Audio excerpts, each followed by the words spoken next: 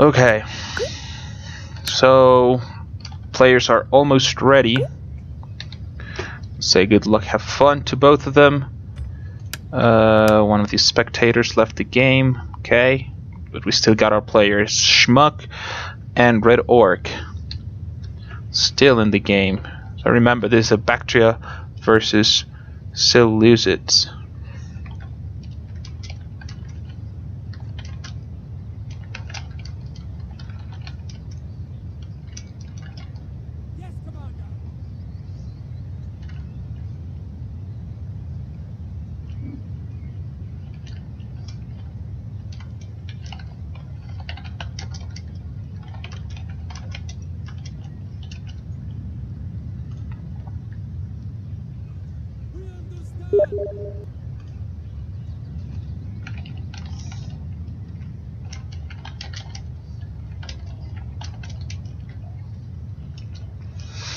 Okay, so remember, all games are best of one,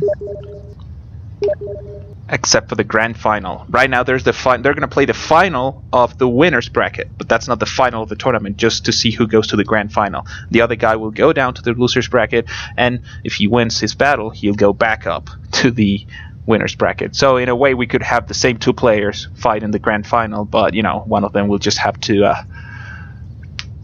go through the losers bracket to get back up. So it's a best of one. Okay, so apparently we're ready. Okay, so we're on our way. Let's take a look at the Seleucid army of Schmuck. So we have Persian hoplites on the left flank, medium cavalry, and Hellenic cataphract. The middle is Persian hoplites, and this is another unit of Persian hoplites. So 4 Persian hoplites, so that's all his infantry build. Pretty interesting. Persian light archer, so these guys likes Persia. Hellenic cataphract, so 3 Hellenic cataphracts, 3 medium cavalry, Indian armor elephants, and 4 archers, Persian light archers, and regular archers. Definitely an interesting build. I haven't seen that before, all those Persian units. 2 horse archers for Red Orc on the left flank, and then there's the cavalry component. We got cataphracts, noble horses, Bactrian noble horses, the elephant, there's the general in a Bactrian royal guard, Scarthorix hoplites, more hoplites, noble horse, and cataphracts, and 3 units of peltas. That's 1 peltas, 2 eastern javelin men. So javelins in the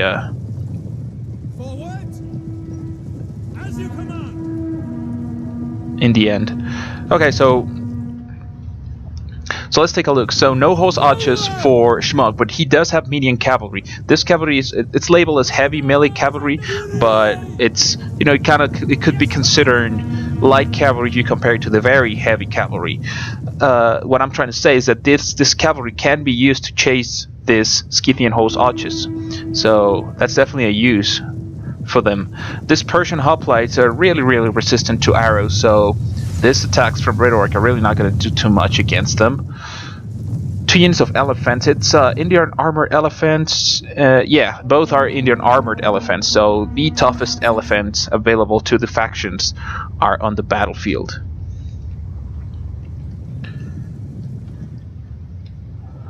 Infantry wise, it's Persian hoplites versus scale thorax hoplites. Let's look at their stats.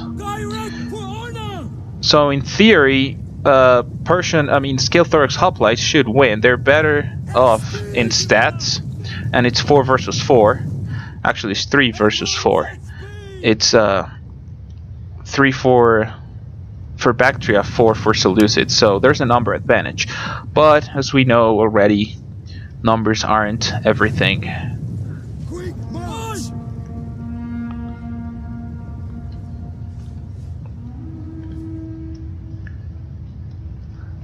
Alright, so since we have so many missiles, I think we're gonna see a little bit of a skirmish war, you know, like an archer war.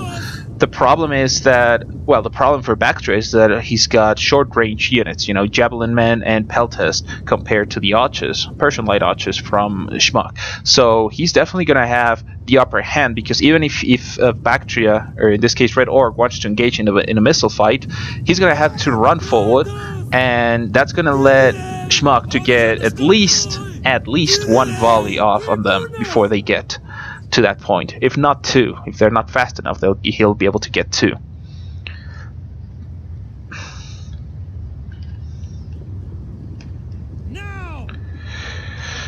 The other thing is that he has to watch this elephant. Red Orc needs to really watch his elephants, because if they get in range of the archers, which is very possible, he's gonna... You know, these are armored elephants, so they don't run amok as easily as other elephants, but in a way, there's always that threat that you could lose your elephants, and that would be terrible. Not only because you kind of lose control of the elephants for a little bit, but since it's behind its own lines, it could pretty much destroy all the back line. You know, just from friendly casualties, and that would be absolutely disastrous for Red Orc. So he has to really be careful. Let's see where the archers are firing, and it seems they're firing at the javelin men.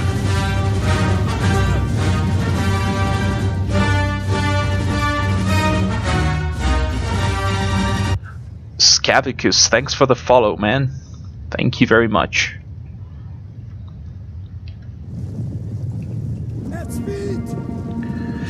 Okay, so now he's moving forward. Apparently he's going to go for the all-in charge, which is not too much a bad idea, but he's going to have to support it, because he's in inferior numbers, so he's going to have to support it with something else. And he's trying, but obviously Schmuck is not just going to let him do it. He's going to counter-charge.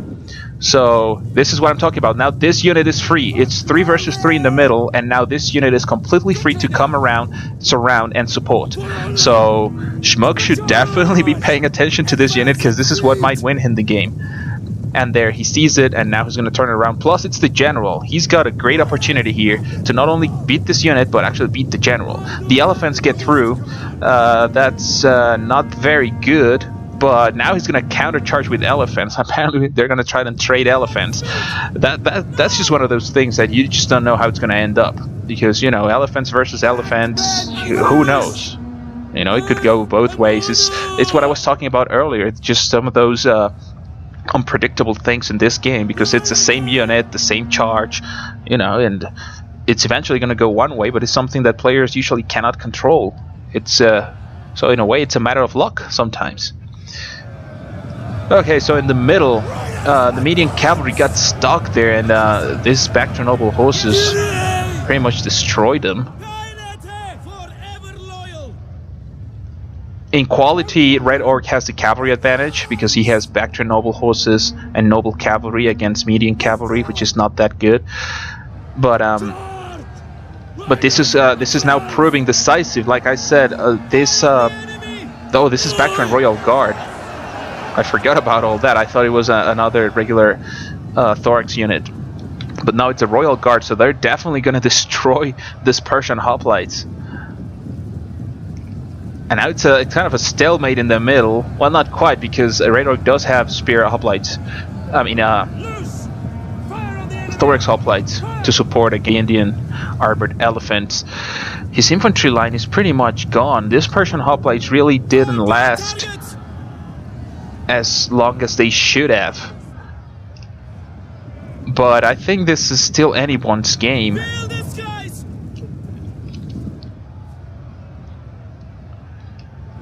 This fight on the right flank, or yeah, well, right flank, should go to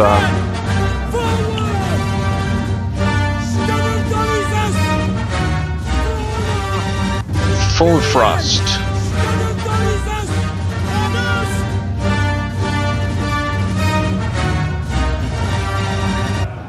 The Flying Cow. Thank you both for the follow. Appreciate it, guys. Alright, so in the middle, the Indian armor elephants pretty much ran amok, so now they're gonna kill friend and foe alike.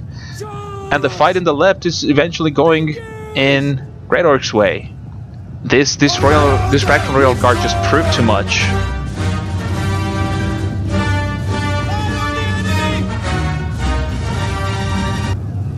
Tokem20, thanks for the follow. So now it is pretty much over. He did get to the backline with his Baktria noble horse, destroyed all the archers, and now it's a mass rout. You know, the elephants in the middle, he completely neutralized them with his own elephants plus this hoplites. So there's the GG from Schmuck. And it seems Red Orc is gonna move on.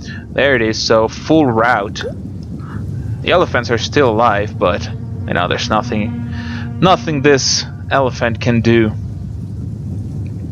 So again, even though, like I said, even though Schmuck had the numbers in the infantry fight, Red Orc had the quality, and it proved decisive. You see, numbers, unless it's overwhelming numbers, usually quality beats numbers, especially in this kind of battles. So again, he was just superior in infantry, quality in infantry, and cavalry as well. You know, median cavalry didn't do too much. We look at the stats of the game.